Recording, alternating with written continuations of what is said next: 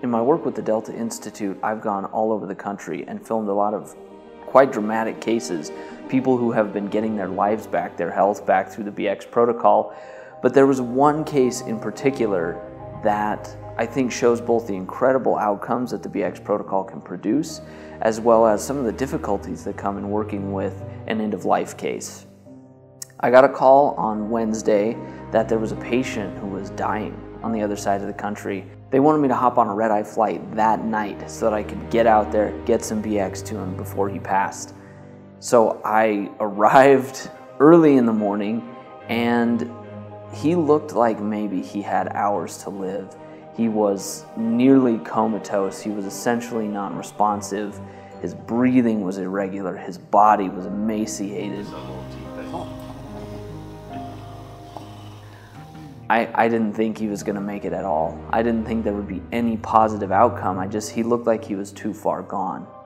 I would have given him hours to live at most. And in fact, the doctors were saying that he had less than 48 hours left to live. He hadn't eaten real food in days, and the only way that they could keep him hydrated was by sticking ice in his mouth and letting him melt. Shortly after I arrived, they gave Mitch his first dose of BX, and it was really hard. They had to pry his mouth open, and they had to give him quite a few sprays for that initial dose. And he fought as hard as he could. He was very sick, he was very weak, and he wasn't even really coherent, but he just didn't really like what they were doing. And so he fought hard, but eventually they were able to get him his full dose. I just went back to my hotel because I wasn't expecting to see really any changes for quite a while. I was thinking maybe 8 hours we would start to see some minor changes. 4 hours later, I got a call. So it's been 4 hours since we gave Mitch the BX protocol, and he has awakened. He has since had about a half a cup of applesauce and about a quarter of a banana. This is the second amount of banana. Big spoonful of honey. Big spoonful of honey, and he's drinking out of a straw, and as you can see, he's patting my ass. Here you go. There you go. All done. That's Brian. You say hi, Brian? Hi, Ryan. Hey, Brian. This is 5 hours after the BX. Mitch is up walking with very little support on my side. Somewhere between 7 and 8 hours of taking the BX, he was walking better. He was able to scoot himself around in his chair. He was coherent enough. He actually brushed his own teeth, which is something he hadn't done in days. By 8 hours, he was actually walking by himself. Slowly, it was difficult for him, but he was walking on his own. During this 8th hour is when some really amazing things were happening. He walked to the kitchen with his brother, he sat down at the counter, and then he grabbed a box of his favorite cookies and tried to open it. With a little bit of help, he got it open, and then he ate some of those cookies. Can you smile? And then he stood up and started walking. He wasn't even sure where he wanted to go, he just wanted to walk around.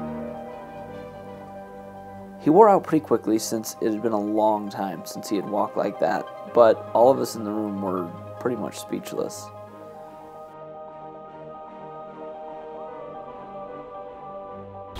Morning, Brian. How are you feeling? All right. The next day was special. It was Mitch's son's birthday. There was a small party planned that everyone expected to be pretty somber and sad, but it wasn't. Before the party, Mitch was able to call his son and actually sing happy birthday to him. He was also able to sign his birthday card. During the party, Mitch was mentally present and enjoyed himself, and it was a great day for the family. When I arrived at the house 24 hours earlier, everyone was saying how great it would be if, by the time I left, in 4 more days, Mitch was able to administer the BX to himself. On this second day that I was there, again just 24 hours after I arrived, Mitch was able to do his own administration of the BX.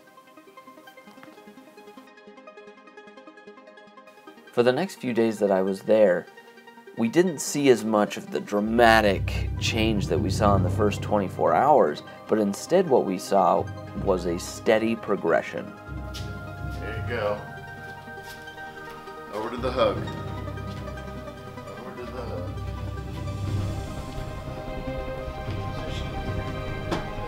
We've cut down his pain pills significantly, and he seems to be tolerating that very, very well, which is great. It's something that we have to titer down very slowly and carefully because he's on very, very powerful doses of narcotics. And I've cut them down by at least 1/3 in most cases, and for most of the things. And there are other pills I've completely eliminated. I've eliminated the lactulose, I've eliminated the Haldol, I've eliminated the Benadryl. Mitch's cognition was returning. His sense of humor was coming back by the time I left. He was able to move around by himself more comfortably. He was sleeping better. Everything was just getting better day by day.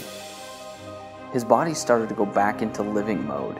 His bladder and bowel function improved, and his vital signs improved and then normalized. So his pulse has come down from 126 to about 112. You have massaged my feet since November. Nothing, I'm just answering your phone call.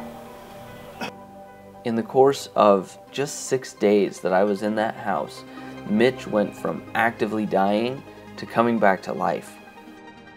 And for a few weeks after, I continued to get updates from his wife about how well he was doing. I saw pictures and videos, and he was doing great. He did pass away about a month after I visited. He suffered from an embolism, which unfortunately is something that someone in his condition is constantly at risk for, and the BX can't really prevent.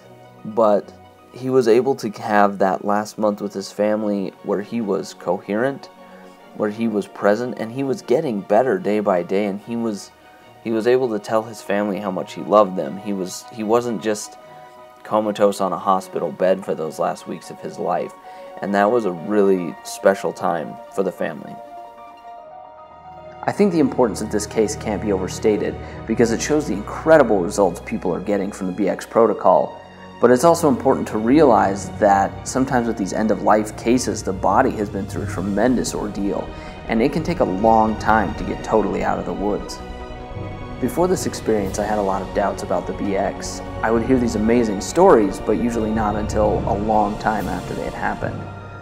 But this was one of the most surreal experiences I've ever had. I got to watch a man literally walk off his deathbed.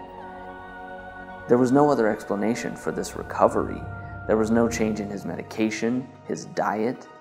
There was no other factor that could have explained such an incredible shift in his behavior, his cognition, and his general health. I was very grateful to be a part of this story.